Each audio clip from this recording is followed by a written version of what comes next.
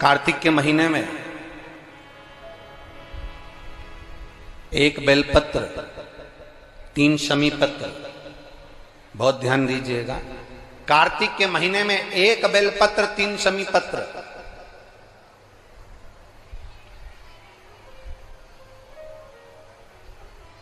कार्तिक के महीने की दोनों अष्टमी में से किसी भी अष्टमी पर,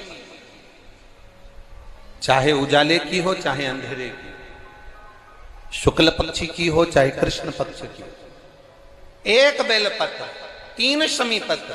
आप कभी दिल से, कभी मौका मिले हृदय से, दामोदर मास में, कार्तिक मास में अशोक सुंदरी वाली जगह का स्पर्श कर कर भगवान शंकर के शिवलिंग पर एक बार समर्पित कर कर देखना, और दूसरे वर्ष इंतजार करना कि तुमने कार्तिक महीने में अष्टमी के दिन बाबा को शमी पत्र बेलपत्र दिया था, क्या बाबा ने तेरे घर में धन और वैभव दिया कि नहीं दिया? जो स्थिति में गाड़ी चल रही थी वो स्थिति की गाड़ी तेरी पार हुई कि ना हुई? कितने बेलपत्र? बोलो बोलो, जम के बोलो जरा। कितना शमी पत्र? एक बेलपत्र, 3 शमी पत्र।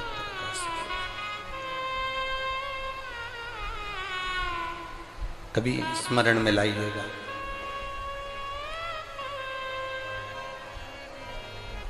बस ये जो कार्तिक महीने में, दामोदर मास में आप एक बेलपत्र, 3 शमी पत्र अष्टमी के दिन, चाहे शुक्ल पक्ष की हो चाहे कृष्ण पक्ष की हो, दोनों अष्टमी में से किसी भी अष्टमी को जब आप समर्पित करें तो चंपेश्वर महादेव का नाम लेकर, कौन से महादेव? जम के बोलो जरा, सबकी आवाज आना चाहिए। चंपेश्वर महादेव, केवल चंपेश्वर महादेव का नाम लेकर आप अशोक सुंदरी का स्पर्श कराकर शंकर भगवान के शिवलिंग पर समर्पित करें। अशोक सुंदरी तो मालूम है ना सबको? ये जलाधारी, ये बीच में से जो 2 लाइन गई, गणेश कार्तिकेय, और बीच में एक लाइन जाती है मोटी सी शिवलिंग के सम्मुख में, उसको अशोक सुंदरी का स्थान कहा गया। शंकर भगवान के ऊपर जो जल की जलाधारी लगती है, जिसमें से बूंद बूंद पानी गिरता है, वो भगवान शंकर की 5 बेटियां हैं जो ऊपर कलश के रूप में रखी रहती हैं, जिसमें से बूंद बूंद जल नीचे गिरता है। जया, विषहरा, शामली बारी, दौतली, देव। शिव जी की 5 बेटी, शंकर भगवान की 6ठी बेटी अशोक सुंदरी बीच में।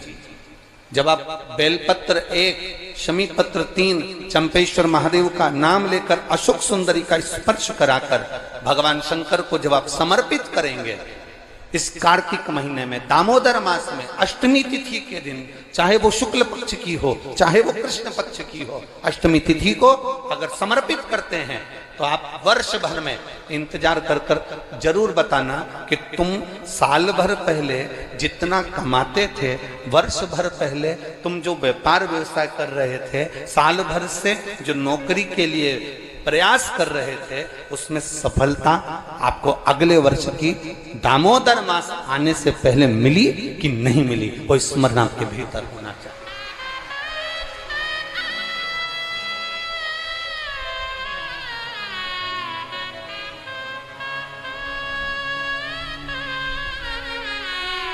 शंभु शरणे मांगो घड़ी रे, दुख काटो दया करने दर्शन।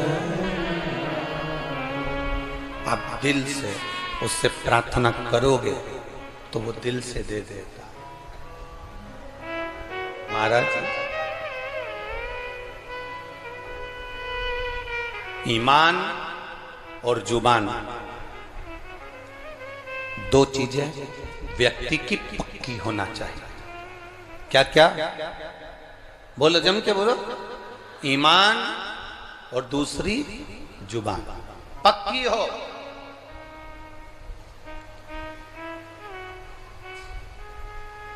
आप दिल से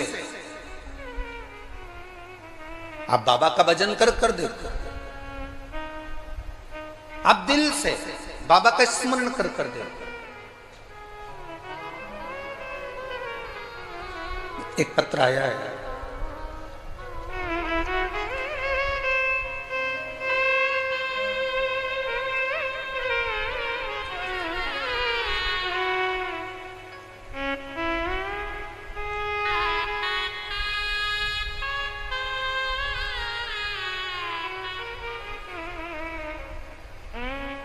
चंद्रमुखी शर्मा, पता है राया मथुरा, कहीं बैठी हैं? हाथ हिला सकती हैं, अगर कहीं बैठी हो तो हाथ हिलाइए। आपकी हैं? दोनों हाथ हिला दो एक बार। हाँ हिलाइए दोनों हाथ, ठीक है। एक बार वापिस हाथ हिला दो। चंद्रमुखी शर्मा, राया मथुरा से रहने वाली हूं गुरुजी। बाबा का मैं क्या गुणगान करूं। मेरी बेटी मुस्कान कई सालों से नौकरी की तैयारी कर रही थी कि सरकारी नौकरी मिले, पर नहीं मिली। आखिरी में हताश होकर वो मंदिर जाना भी छोड़ी, भगवान का भजन करना भी छोड़ी।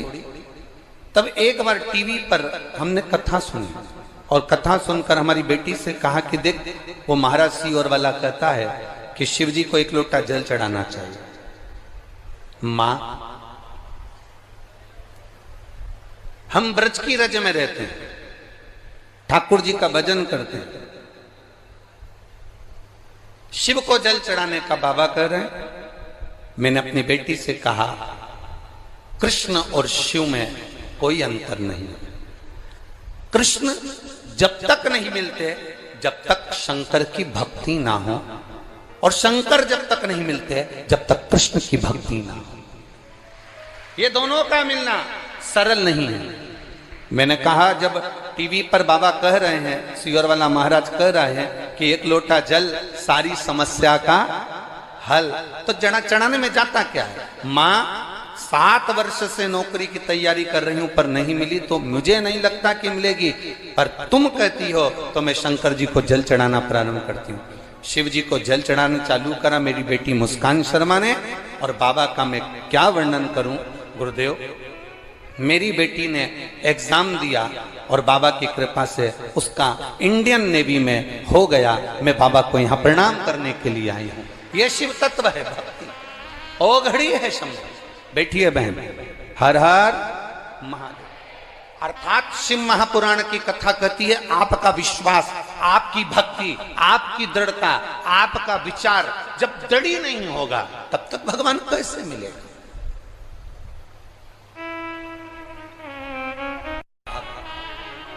दड़ी बनकर बैठोगे, भगवान शंकर की आराधना दड़ी बनकर करोगे, ईमान और जुबान पक्की रखकर आप शिव की अगर आराधना करोगे, तो अगर कथा मिल सकती है तो क्या मेरा महादेव नहीं मिल सकता? क्या मेरा शिव नहीं मिलेगा? अवश्य प्राप्त।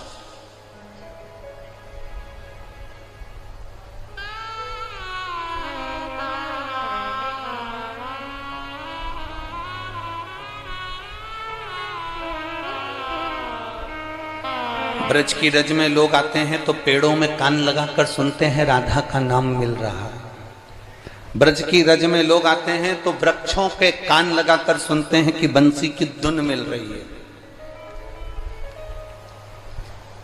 हम कहते हैं इतने खो जाओ परमात्मा में।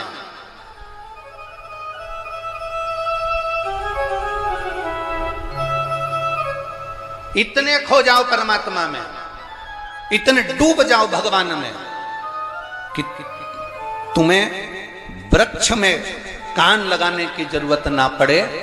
मेरा कृष्ण कन्हैया तुम जब चलो तो तुम में कान लगाकर तुम्हारे नजदीक में आकर खड़ा हो जाए, तो समझना कि ब्रज की रज में आना हमारा सार्थक हुआ।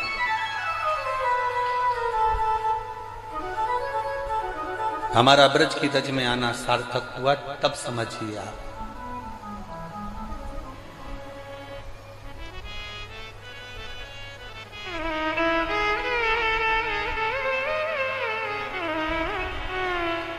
आप सब लोग ब्रज की रज में रहते हो, मीरा भगवान कृष्ण के पास जाती थी कि भगवान कृष्ण मीराबाई के यहाँ आते थे? बोलो जरा, उत्तर दो, जम के बोलो जरा।